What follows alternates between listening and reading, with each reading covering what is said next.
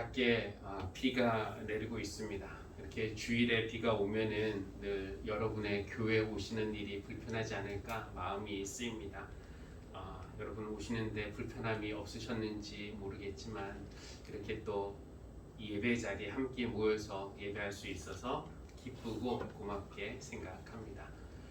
이렇게 비를 맞고 교회 올 때마다 한 10여 년 전쯤 어느 날 비를 맞고 교회 왔던 그 강대비를 뚫고 교회 왔던 기억이 나는데요. 지금은 교회에 양복을 보관할 곳이 있어서 평상복을 입고 출근한 다음에 양복으로 갈아입지만 부목사 시절이었던 그때는 그냥 양복을 입고 출근을 했는데 집에서의 거리가 한 5분 정도밖에 되지 않았는데 5분 그 장대비를 맞고 오니까 양말과 구두가 물에 푹 잠겼고요. 허벅지 밑으로는 양복이 다 젖었던 그때가 이제 생각이 납니다. 그래서 주일에는 비가 안 왔으면 좋겠다라는 생각도 하지만 또 어제와 오늘 내리는 이 비가 아마 곡식들에게는 굉장히 고마운 비가 아니었나라는 생각을 합니다. 이런 비를 두고 농부들은 단비라고도 했지만 사실 약비라고 말하기도 했다고 합니다. 가물 때 내리는 비가 얼마나 고맙고 단지 그것을 단비라고도 했고 또 메말라가는 곡식에게는 약과 다름없다라고 해서 약비라고 부르기도 했다고 합니다. 오늘 예배하는 우리 모두에게도 같은 은총의 비가 내리면 좋겠습니다. 성령의 단비, 은혜의 약비가 내려서 메말라가고 시들어가는 우리 믿음이 다시 살아나는 그런 은총이 우리 모두에게 내리기를 바라면서 여러분을 예배로 초대합니다. 우리 자리에서 일어나서 39장 함께 찬양하겠습니다.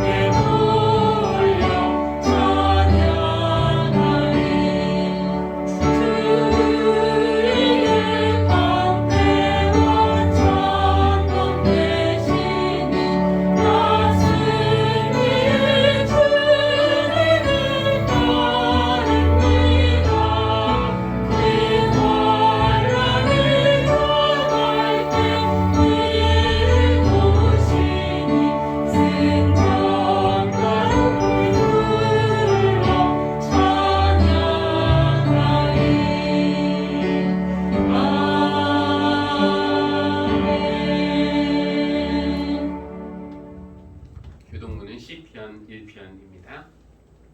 복 있는 사람은 악인의 꾀를 따르지 아니하며 주인의 길에 서지 아니하며 오만한 자리에 앉지 아니하며 오로지 주님의 율법을 즐거워하며 밤낮으로 율법을 묵상하는 사람이다. 그는 시냇가에 심은 나무가 철 따라 열매를 맺으며 그 잎이 시들지 아니함 같으니 하는 일마다 잘 될 것이다. 그러나 악인은 그렇지 않으니 한낮 바람에 흩날리는 쭉정이와 같다. 그러므로 악인은 심판받을 때 몸을 가두지 못하며 죄인은 의인의 모임에 참여하지 못한다. 다 함께. 그렇다. 의인의 길은 주님께서 인정하시지만 악인의 길은 망할 것이다. 아멘.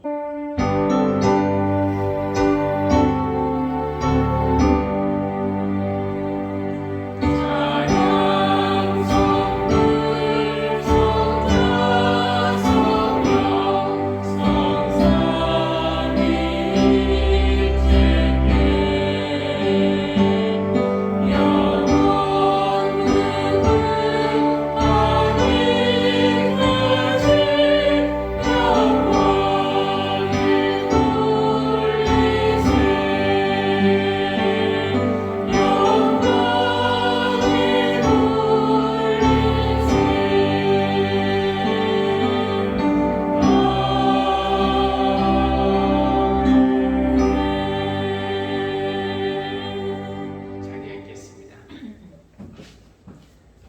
화면에 나와 있는 공동의 기도 우리 한 목소리로 드리겠습니다. 시작. 생명의 근원이신 하나님, 이 땅에 때에 따라 햇빛과 비를 내리시며 생명을 자라게 하시는 하나님을 찬양합니다. 우리에게도 때에 따라 도움을 주시고 모든 것을 아낌없이 주시는 하나님의 은혜를 깨달으며 우리 삶에 부족함이 없음을 고백합니다. 예수님이 승천하시며 성령님을 보내시겠다고 약속하셨으니 봄비 같은 성령으로 우리 영혼을 촉촉히 적셔주시기를 기도합니다. 하나님, 우리를 주님의 제자로 불러주셨는데 하나님의 나를 향한 우리의 헌신이 변덕스러웠음을 회개합니다. 시련 때문에 믿음이 흔들렸고 마음에 들지 않는 사람을 외면했고 하나님의 뜻보다는 우리의 뜻을 우선시했습니다. 주님의 자비로 용서하시고 성령의 충만함을 받아 세상을 기름지게 하는 교회가 되게 해 주십시오. 예수님의 이름으로 기도합니다. 아멘. 김민수 성도님 나와서 요한복음 말씀 봉독하겠습니다. 요한복음 17장 9절에서 19절 말씀입니다. 나는 그들을 위하여 빕니다. 나는 세상을 위하여 비는 것이 아니고 아버지께서 내게 주신 사람들을 위하여 빕니다. 그들은 모두 아버지의 사람들입니다. 나의 것은 모두 아버지의 것이고 아버지의 것은 모두 나의 것입니다. 나는 그들로 말미암아 영광을 받았습니다. 나는 이제 더 이상 세상에 있지 않으나 그들은 세상에 있습니다. 나는 아버지께로 갑니다. 거룩하신 아버지, 아버지께서 내게 주신 아버지의 이름으로 그들을 지켜주셔서 우리가 하나인 것 같이 그들도 하나가 되게 하여 주십시오. 내가 그들과 함께 지내는 동안은 아버지께서 내게 주신 아버지의 이름으로 그들을 지키고 보호하였습니다. 그러므로 그들 가운데서는 한 사람도 잃지 않았습니다. 다만 멸망의 자식만 잃은 것은 성경 말씀을 이루기 위함이었습니다. 이제 나는 아버지께로 갑니다. 내가 세상에서 이것을 아뢰는 것은 내 기쁨이 그들 속에 차고 넘치게 하려는 것입니다. 나는 그들에게 아버지의 말씀을 주었는데 세상은 그들을 미워하였습니다. 그것은 내가 세상에 속하여 있지 않은 것과 같이 그들도 세상에 속하여 있지 않기 때문입니다. 내가 아버지께 비는 것은 그들을 세상에서 데려가시는 것이 아니라 악한 자에게서 그들을 지켜주시는 것입니다. 내가 세상에 속하지 않은 것과 같이 그들도 세상에 속하지 않았습니다. 진리로 그들을 거룩하게 하여 주십시오. 아버지의 말씀은 진리입니다. 아버지께서 나를 세상에 보내신 것과 같이 나도 그들을 세상으로 보냈습니다. 그리고 내가 그들을 위하여 나를 거룩하게 하는 것은 그들도 진리로 거룩하게 하려는 것입니다. 이는 우리에게 주신 하나님의 말씀입니다. 하나님 감사합니다.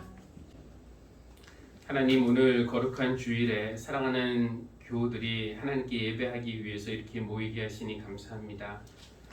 여전히 온 교우가 한 자리에 한 번에 모이지는 못하지만 코로나 시대에 이렇게라도 모여 예배할 수 있게 하심을 감사드리며 이 시간 우리에게 예배하는 기쁨을 회복시켜 주시고 또 예배를 통해서 받는 은혜가 얼마나 귀하고 큰지 경험하는 은혜를 베풀어 주십시오. 사랑의 하나님, 삶의 의욕과 기쁨과 용기를 잃거나 자존감이나 사명감이 약해질 때, 또 삶의 무게가 무겁게 느껴질 때마다 우리에게 가장 귀한 이름이 되시는 예수님을 바라보며 우리 주님을 깊이 생각하게 해 주십시오. 우리를 사랑하셔서 영 죽을 우리를 살리시기 위해 십자가를 지신 주님은 다시 살아나셨고 지금도 살아계셔서 우리의 기도를 들으실 뿐만 아니라 지금도 하나님 우편에 계시며 우리를 위해 중보하심을 믿습니다. 그런 주님을 깊이 생각할 때마다 우리가 받은 구원의 감격을 새롭게 하시고 또 삶의 용기와 지혜를 회복하게 하여 주십시오. 이 시간 하나님 앞에서 우리의 연약함과 부족함, 또 우리의 악함과 무지함을 고백하며 회개합니다. 받은 건 많았지만 줄 때는 인색했습니다. 선물로 주신 거 많았지만 감사할 줄도 몰랐습니다. 용서해 주시고 새로운 기회를 주셨건만 여전히 이기심과 교만과 탐심에서 헤어나오지 못하는 것이 우리의 모습입니다. 하나님, 우리를 자비로 용서하여 주십시오. 말씀을 듣고 깨우치는 대로 회개를 하되 잘못을 깨우치는 것만으로 그치지 않고 옳은 길로 돌아와서 하나님께서 기대하시고 바라시는 삶을 살기 원합니다. 그렇게 살아갈 수 있도록 성령님을 보내셔서 우리를 붙들어 주시고 인도해 주십시오.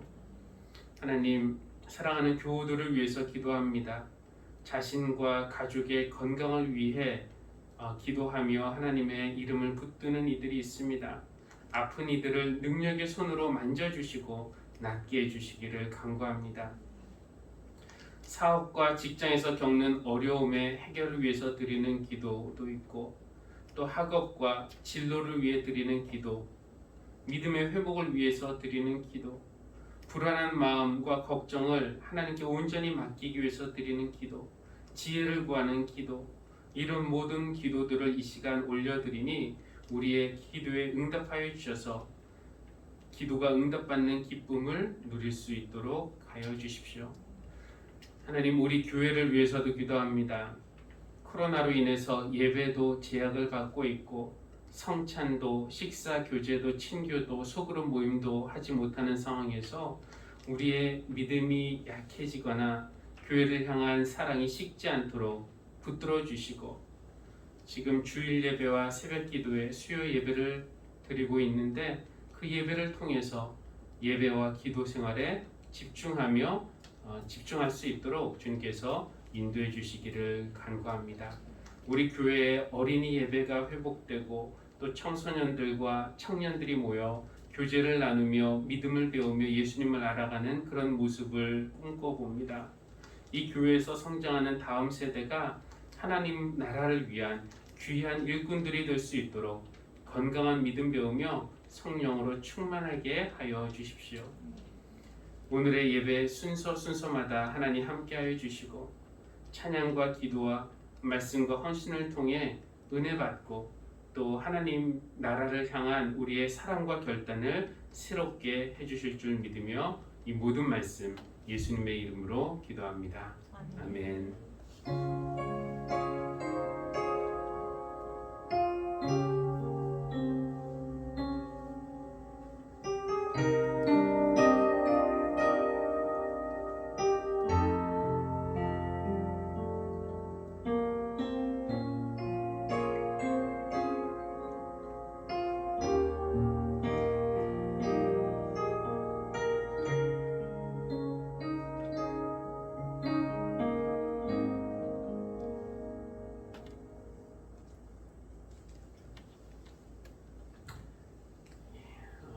부활하신 주님은 곧장 하늘로 올라가신 것이 아니라 40일 동안 제자들에게 여러 차례 나타나셔서 하나님 나라에 대해서 더 말씀하시고 40일째 되는 날 하늘로 올라가셨는데, 이 부활절기의 마지막 주일인 오늘 우리는 승천주일로 지키고 있습니다. 다음 주일이 성령 강림절인데 이번 주 한 주간 동안 주님께서 보내시겠다고 약속하신 성령님을 우리가 더 바라고 또 구하는 그런 일주일을 보내실 수 있기를 바랍니다. 때때로 나에게 주어진 일이 책임이 무겁다는 느낌, 나에 대한 주변의 기대에 부응하기가 벅차다는 그런 느낌을 받을 때가 있으십니까? 아이를 키우면서 한 인간을 제대로 키우는 책임이 너무 무겁게 느껴질 수도 있고, 또 부모로서 제대로 해주지 못하는 그런 미안한 마음을 느끼는 부모님들도 계실 것입니다. 그럴 때 엄마로서 또는 아빠로서 역할이 또 내 능력 밖이 아닌가라는 생각을 하기도 하고요. 아니면 직장에서 주어진 업무, 사람들이 나에 대해서 거는 기대가 너무 커서 그들의 기대에 부응할 수 없을 것 같은, 나의 능력이 그 정도는 안 될 것 같은 그런 압박감에 짓눌리는 분들도 계실지 모르겠습니다. 사업을 시작했는데 이 사업 망하지 않고 잘 성공시켜야 한다는 그런 부담감 때문에 밤잠을 못 이루거나 아니면 속을 망친 그런 분들도 계실지 모르겠습니다. 저 같은 경우에 이제 목회자로서 교회를 시작을 했는데 이 교회를 건강하게 성장시키고 부흥시키는 일, 성도들에게 비전을 제시하고 동기를 부여하고 기도하고 가르치고 격려하고 말씀을 선포하는 일, 이런 하나하나의 업무가 아니라 어떤 교회 전체를 이렇게 이끌어가는 그 책임과 그 사명 생각하면은 때로는 이것이 너무 커서 거기에 비하면 나는 내가 가진 능력은 너무나 작고 약한 것이 아닌가라는 생각을 하기도 합니다. 그렇기 때문에 우리 모두에게는 주님이 필요합니다. 주님이 우리 곁에 계시면서 도와주셔야 합니다. 그런데 주님은 이제 하늘로 올라가셔야 한다고 그렇게 말씀을 하세요.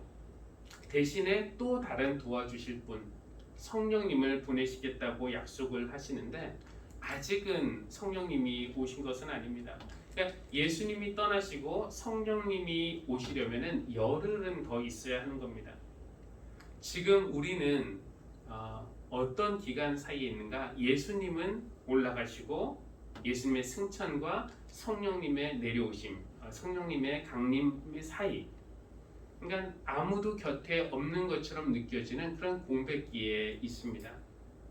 이때 우리는 주님이 돌아가시기 전에 드리셨던 기도, 요한복음 17장에 기록된 주님의 기도를 다시 한번 들으면서 그 말씀을 기억합니다. 예수님의 떠나심과 성령님의 오심 사이에 우리를 지켜주는 것이 있다면 그것은 바로 우리를 위해 드리시는 예수님의 기도이기 때문에 그렇습니다. 잠시 후에 이 기도에 대해서 설명을 하겠지만 우리가 설명을 통해서 예수님의 기도의 내용을 파악할 수도 있어요. 그러나 또 다른 방법도 있는데 바로 오늘 아까 우리가 불렀던 찬양 요게벳의 노래를 통해서입니다. 요게벳은 여러분 다 아시듯이 모세의 어머니이죠. 히브리 사내 아이가 태어나면은 다 나일강에 던져 죽여야 한다는 바로의 명령이 떨어졌을 때 요게벳은 임신 중이었습니다. 국가의 명령이라고 하지만 또 그것을 안 지킬 경우에 무서운 벌이 있었겠지만 그렇다고 어떤 어미가 그 아들을 자기 태에서 난 아이를 강물에 던져 죽일 수가 있겠습니까? 요게벳은 모세를 버리지 않았습니다. 대신에 꼭꼭 숨겼어요. 처음 몇 달 동안 그렇게 숨길 수 있었지만 더 이상 이 아이를 숨길 수만은 없는 그런 시점이 찾아온 것입니다. 그래서 요게벳은 갈대 상자를 준비했고 물이 새지 않도록 정성스럽게 엽청과 나무 진을 발랐습니다. 이 곡의 작사자는 요게벳의 마음이 어땠을까? 라는 것을 물어요. 어떤 마음이었을까? 근데 굳이 말하지 않아도 알 수 있죠. 그녀의 두 눈엔 눈물이 흐르고 흘러. 그러니까 그 흐르는 눈물이 이 어머니의 마음이 어떤지 우리에게 알려줍니다. 거기에 비해서 아이는 지금 아무것도 모릅니다. 상황을 파악하지 못해요. 그래서 동그란 눈을 뜨고 엄마와 눈을 마주치고 있지만 이 아기는 자기를 둘러싼 이 주변 상황이 얼마나 위험한지 심각한지 파악하지 못합니다. 이 아이가 그걸 모르고 세상이 위험한데 이 아이를 죽이려고 하는데 세상이 위험하니까 엄마가 이 아이를 보호해줘야 되겠는데 그럴 수만은 없습니다. 왜냐하면 더 데리고 있겠다는 것은 결국은 이 아이를 죽게 하겠다는 것과 다름이 없기 때문에 그렇습니다. 내가 데리고 있다가는 누군가 신고를 하든 이집트 군대에 발각이 될 것이고 그들이 이 아이를 죽일 것이기 때문에 그렇습니다. 물론 내 아이는 내가 책임진다는 그 마음이 당연한 마음이겠지만 이 아이를 내 품에 더 데리고 있는 것은 아이를 죽이는 것과 마찬가지다라는 것을 깨달은 요게벳은 나무 상자, 갈대 상자를 만든 것이죠. 그리고 아들을 그 갈대 상자 안에 넣고 정처 없이 흐르는 강물 위로 띄워 보내는 것입니다. 베이비 박스를 연상하게 하는 이 행위가 그렇다고 모세를 버리는 것은 아닙니다. 그럼 무엇인가? 그 행위는 이 가사에 의하면은 너의 삶의 참 주인, 너의 참 부모이신 하나님 그 손에 너를 맡기는 것이고, 너의 삶의 참 주인 너를 이끄시는 분 하나님 두 손에 그 손에 너의 삶을 드리는 것이라고 그렇게 말씀하고 있습니다. 그러면서 이 엄마가 아기를 축복을 해요. 성경에 나와 있는 그런 내용은 아니지만 작사가는 그런 상상을 하면서 이렇게 가사를 적습니다. 그가 널 구원하시리, 그가 널 이끄시리라, 그가 널 사용하시리, 그가 너를 인도하시리. 여러분 아까 이 찬양을 부르면서 요게벳의 마음을 조금 느끼셨다면은 오늘 요한복음 17장에서 예수님이 제자들을 위해 기도하시는 그 마음도 이미 느끼신 것입니다. 왜냐하면은 그 두 마음이 같은 마음이기 때문에 그렇습니다. 곧 떠나실 예수님은 더 이상 육신적으로는 제자들과 함께 계시면서 그들을 지켜주실 수가 없었습니다. 그렇다고 예수님은 이 제자들을 고아처럼 버려두신 것이 아니에요. 예수님이 하신 것은 이제 이 제자들의 참 주인, 참 부모이신 하나님 손에 제자들을 맡기신 것입니다. 그러면서 제자들을 축복하시는 거예요. 그가 너희를 구원하시리, 그가 너희를 이끄시리라, 그가 너희를 사용하시리, 그가 너희를 인도하시리. 예수님의 이 기도가 옛날 2000년 전 그 제자들만을 위한 기도가 아니라 바로 오늘 우리를 위한 기도이기도 합니다. 제자들, 즉 교회, 오늘 우리를 위한 예수님의 기도의 핵심은 무엇인가? 11절 말씀으로 보여지는데요. 11절 보겠습니다. 이렇게 기도하세요. 나는 이제 더 이상 세상에 있지 않으나 그들은 세상에 있습니다. 나는 아버지께로 갑니다. 거룩하신 아버지, 아버지께서 내게 주신 아버지의 이름으로 그들을 지켜주셔서 우리가 하나인 것 같이 그들도 하나가 되게 하여 주십시오. 남겨진 제자들, 오늘날 교회를 향해서 예수님이 간절히 기도했던 내용은 그들이 하나가 되는 것입니다. 물론 우리가 하나가 되는 것 자체가 목적은 아닙니다. 다른 또 더 큰 목적이 있는데, 그러니까 우리가 하나가 되어서 우리끼리 서로 친하게 재밌게 잘 살아라 이것을 위해서 하나가 되라는 것은 아닙니다. 예수님은 하늘로부터 보냄을 받아서 이 땅에서 하셔야 할 일들을 완성하고 이제 하늘로 올라가십니다. 그 예수님에게 맡겨진 일이란 무엇인가? 한편으로는 십자가를 통해서 구원을 완성하시는 일이고, 또 하나는 제자들을 키워서 양육해서 그들을 세상에 보내시는 일이었습니다.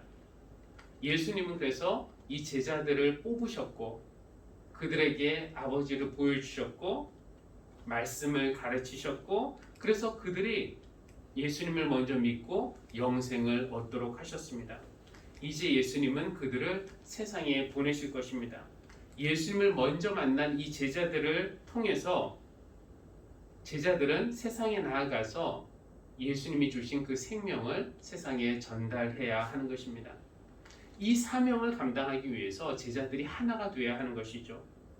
하나 되지 못한 교회, 서로 사랑하지 못하는, 그래서 찢어지고 분열되고 미워하는 교회는 맡겨진 그 사명을 감당할 수 없습니다. 그런데 교회가 사실 하나가 된다는 것처럼 어려운 것이 없습니다. 우리가 개교회적으로는 하나가 될 수 있지만 또 교회가 커질수록 이런저런 일들이 일어나고 또 교회가 갈라지기도 하고 이렇게 되는데, 우리가 하나됨을 지키기 위해서 꼭 기억해야 할 것들이 몇 가지가 있는데요. 9절 말씀에 보면은 나와 있습니다. 9절 말씀에서 예수님이 이렇게 말씀하세요. 나는 그들을 위하여 빕니다. 나는 세상을 위하여 비는 것이 아니라 아버지께서 내게 주신 사람들을 위하여 빕니다. 그들은 모두 아버지의 사람들입니다.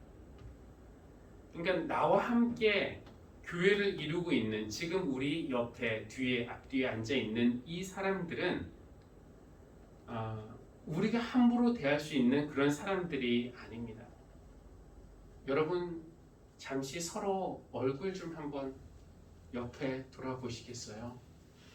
예, 그들은 여러분이 지금 보시는 사람들은 하나님 아버지의 사람들입니다. 우리가 안타깝게도 그 사실을 자주 잊어버려요. 그냥 어떤 한 개인으로 보고 그의 참 아버지가 누구이신지 종종 잊어버립니다.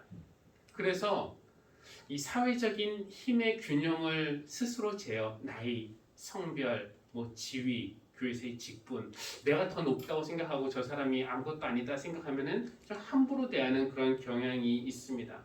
그러나 내가 어떤 사람을 함부로 대한다는 것은 그 사람에게 잘못하는 것이 아니라 그의 참 주인이신 하나님을 멸시하는 일이라는 것입니다. 우리 곁에 있는 그 사람의 참 부모가 하나님이시다라는 것을 기억하십시오. 그것이 우리가 하나 되는 길의 출발이라고 말할 수 있습니다. 그리고 저 말씀에서 또 한 가지를 알 수 있는데, 우리가 이렇게 한 교회를 이루고 있는 지체들, 형제자매들은 예수님이 위해서 기도하시는 사람들, 예수님이 말씀하신 나는 그들을 위하여 빕니다. 그러니까 그만큼 예수님이 내 옆에 있는 사람에게 지대한 관심과 사랑을 가지고 계시는 것입니다. 그러니까 내가 그들을 함부로 대한다, 멸시한다, 이것은 예수님의 기도를 방해하는 것이 되고요. 예수님의 기도만 방해하는 것이 아니라 예수님이 그 사람을 위해서 돌아가셨는데 내가 그를 사랑하지 못하고 미워하고 멸시하고 이런다, 이것은 예수님의 죽음을 헛되게 하는 것이라고 말할 수 있습니다. 사실 인간이라는 것이 다 이기적인 그런 본성을 가지고 있기 때문에 여러 명의 사람들이 모여서 하나를 이룬다는 것은 거의 불가능에 가깝습니다. 아무리 좋아도 시간이 흐르면은 갈등이 생길 수밖에 없어요. 갈등이 생기는 것 자체를 피할 수 없지만 만약에 교회에서 갈등의 소지가 느껴질 때마다 우리가 기억해야 할 것은 바로 이 두 가지. 그는 하나님에게 속한, 그의 참 주인은 하나님이시라는 것, 그는 하나님에게 속한 하나님의 자녀라는 것을 우리가 기억해야 할 것이고, 또 그는 예수님이 위해서 기도하시는 사람, 예수님이 위해서 돌아가신 그런 귀한 존재라는 사실, 우리가 이것을 기억할 수 있다면 훨씬 하나됨에 쉽게 이룰 수 있을 것이라고 믿습니다. 물론 사탄의 방해는 늘 있습니다. 사탄은 우리가 하나 되지 못하게 방해합니다. 사탄이 하는 일을 가장 간단하게 말하면 갈라놓고 분열하는 그런 일이라고 말할 수 있습니다. 사람과 사람 사이를 이간질하고 오해하게 하고 미워하게 하고 하는 것, 이것이 사탄이 하는 일입니다. 그래서 예수님은 기도하실 때 내가 아버지께 비는 것은 그들을 세상에서 데려가시는 것이 아니라 악한 자에게서 그들을 지켜주시는 것입니다. 사탄에게서 그들을 지켜주시는 것입니다 라고 기도를 하십니다. 하나님께서 예수님의 기도를 들어주셔서 우리 가정과 우리 교회, 그리고 우리 교회뿐만 아니라 이 땅의 모든 교회를 분열시키려는, 무너뜨리려는 사탄의 공격으로부터 지켜주시기를, 그래서 우리가 하나 될 수 있기를 간절히 바랍니다. 인간들이 모여서 하나가 된다는 것은 거의 불가능에 가깝다라는 그런 말씀을 드렸는데, 물론 이 세상에서도 어떤 공동체가 하나가 되는 그런 방법들이 있습니다. 예를 들어서 우리가 군대를 생각해 보면은 똑같은 머리, 똑같은 복장, 똑같은 교육 날마다 받으면은 어느 정도 하나가 될 수 있고요. 같은 학교의 학생들도, 그렇죠? 그리고 또 같은 회사의 직원들, 그리고 스포츠팀의 한 팀원들 쉽게 하나가 될 수 있습니다. 그런데 이런 사람들을 그들을 하나 되게 하는 것이 무엇인가 생각해 보면은 그들 외부에 있는 적을 만드는 것이라고 말할 수 있어요. 외부의 어떤 대상을 적으로 정하고 그것에 대한 어떤 적대심을 유발한다던가 경쟁심, 아니면은 위기감을 조성하면은 내부적으로는 힘을 모을 수 있고 하나가 될 수 있습니다. 북한을 적으로 규정할 때 군대가 하나가 될 수 있고, 경쟁 회사를 적으로 규정할 때 그 회사는 하나가 될 수 있습니다. 그러니까 밖에 싸울 대상이 있으면은 내부적으로는 어느 정도 하나가 될 수 있습니다. 근데 이것은 세상의 방식이고, 그렇죠. 적을 이기기 위해서 우리가 뭉치고 하나가 되어야 한다. 세상에서는 강자가 남을 이기기 위해서 하나가 되려고 하지만 교회는 조금 다릅니다. 어떻게 다른가? 오늘 우리가 19절까지밖에 읽지는 않았지만 그 이후는 이제 예수님이 이 제자들뿐만 아니라 제자들을 통해서 믿게 될 미래 제자들, 오늘 우리를 위한 기도이기도 한데요. 21절 말씀 잠깐만 보면은요. 아버지께서 내 안에 계시고 내가 아버지 안에 있는 것과 같이 그들도 하나가 되어서 우리 안에 있게 하여 주십시오. 그래서 아버지께서 나를 보내셨다는 것을 세상이 믿게 하여 주십시오. 그러니까 세상을 짓눌러 이기는 것이 주님의 목적이 아니라 세상도 예수님을 믿게 되는 것, 그래서 결국 영생을 얻게 되는 것이 예수님의 목적인 겁니다. 24절도 한번 확인해 보면은요, 이렇게 말씀하세요. 내가 그들 안에 있고 아버지께서 내 안에 계신 것은 그들이 완전히 하나가 되게 하려는 것입니다. 그것은 또 아버지께서 나를 보내셨다는 것과 아버지께서 나를 사랑하신 것 같이 그들도 사랑하셨다는 것을 세상이 알게 하려는 것입니다. 그러니까 세상이 그것을 알아서 세상도 예수님을 알게 되고 믿게 되고 영생을 얻게 되는 것이 예수님의 마음이라고 할 수가 있어요. 그러니까 예수님의 기도에는 우리만, 교회만 포함된 것이 아니라 그 기도의 끝에는 항상 세상이 포함되어 있다라는 것을 우리가 알 수 있습니다. 사실 요한복음에서 보면은 예수님과 세상은 늘 적대적인 관계입니다. 어두웠던 세상에 빛으로 오신 예수님 빛으로 오셨는데 어둠이 빛을 환영하지 않았습니다. 불의에 빠진 세상에 진리이신 예수님이 오셨는데 불의가 진리를 미워했습니다. 그래서 세상은 예수님을 십자가에 못 박았습니다. 세상은 예수님만 미워한 것이 아니라 제자들도 미워했어요. 그래서 예수님은 세상에 남아있는 이 제자들을 지켜달라고 그렇게 기도하고 계시는 것입니다. 그럼에도 그러니까 세상이 이렇게 적대적임에도 불구하고 주님이 그 제자들을 또 우리를 이 세상에 남겨두시는 이유는 결국 세상이 우리를 통해서 예수님을 알게 되고 보게 되고 알게 되고 만나게 되고 믿게 되고 그리고 영생을 받게 하기 위해서입니다. 예수님의 기후에는 교회만 포함된 것이 아니라 그 끝에는 늘 세상이 포함되어 있다라는 것을 우리가 잊어서는 안 됩니다. 우리를 세상에 두신 이유가 바로 그것이기 때문에 그래요. 그러기 위해서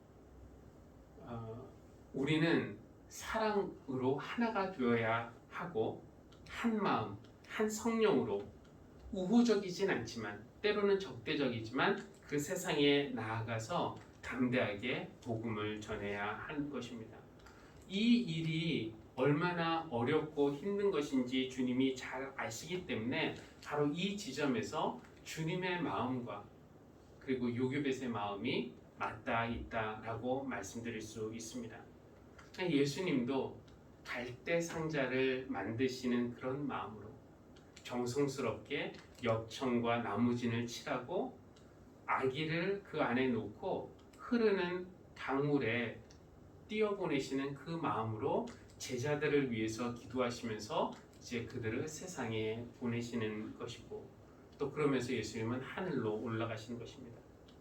그러나 예수님은 걱정하지 않으십니다. 왜냐하면 이것은 제자들을 그냥 무방비 상태로 세상에 내보내는 것이 아니라 우리 삶의 참 주인, 우리의 참 부모이신 하나님 손에 우리를 맡기는 것임을 아시기 때문에 그렇습니다.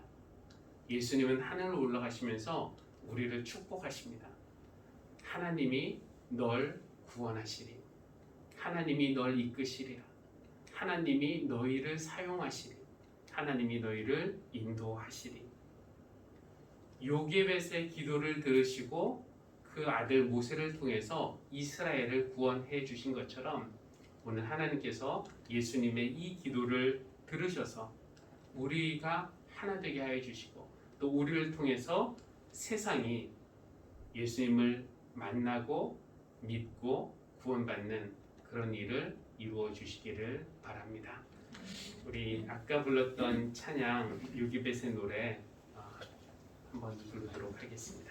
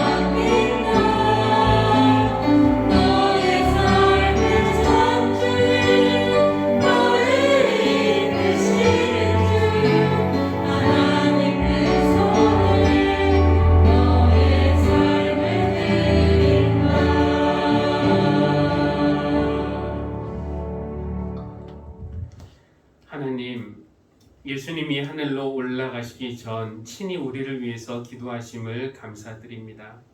예수님이 제자들을 위해 하나가 되기를 기도하신 것을 들으면서 우리가 하나 되는 길은 서로를 하나님의 사람으로 그리고 예수님이 위해서 기도하시고 예수님이 위해서 죽으신 소중한 사람으로 보면서 서로를 아끼고 사랑하고 존중하는 것임을 깨닫습니다.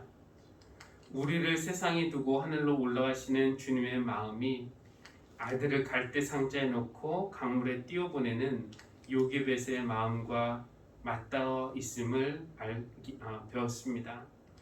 우리의 참 주인이시고 참 부모이신 하나님의 손에 우리가 안전하다라는 것을 믿고 담대함으로 세상에 나아가 하나님을 상기시키는 거룩한 존재로 살게 하여 주십시오.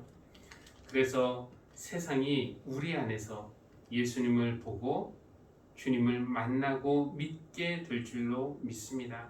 그 그런 교회가 될 수 있도록 우리를 이끌어 주시고 사용하여 주십시오. 그런 마음으로 오늘의 예물을 하나님께 드립니다. 아무것도 아니었던 우리를 하나님의 자녀 삼아 주시고 또 하나님의 거룩한 일에 동참하게 하여 주셨으니 우리의 손과 발을 내어드리는 그런 마음으로 이 예물을 드립니다. 하나님께서 이 예물 사용하여 주시고 또 이 예물이 사용되어지는 곳에 하나님 나라가 확장되는 그런 역사가 있게 하여 주십시오. 예물을 드리는 손길 위에 하나님께서 은혜를 더하여 주시고 늘 주님 안에서 평안하고 형통하고 또 저들 삶에서 귀한 열매를 맺을 수 있도록 은혜 베풀어 주시기를 기도합니다. 예수님의 이름으로 기도합니다. 아멘.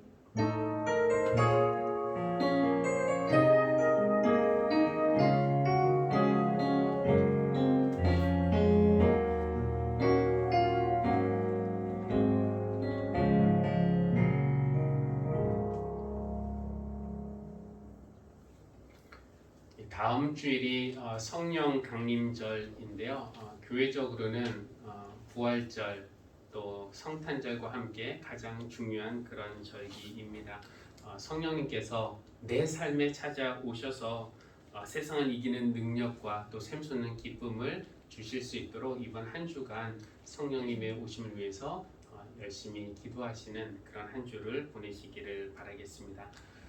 또 한 가지 광고는 우리가 후원하는 그 기관 중에 경주 푸르른 지역 아동센터에서 최근에 CD를 발간했는데 제목이 이제 지켜줄게 너를이라는 것인데요.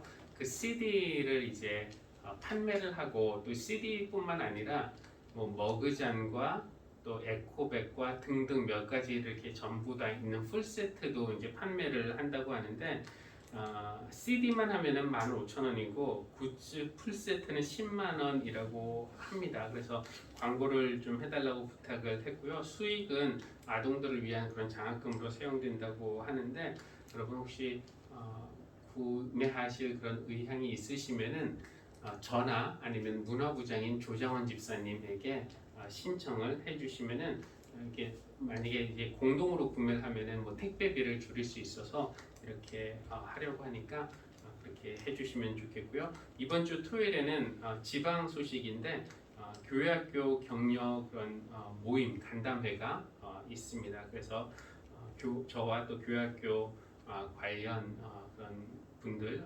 참여하려고 합니다. 이번 주 성경 읽기 야고보서 1장부터 베드로전서 5장까지인데요. 열심히 참여해 주시기를 바라겠습니다. 자리에서 일어나서 하송 찬양부의 축도로 예배 마치겠습니다.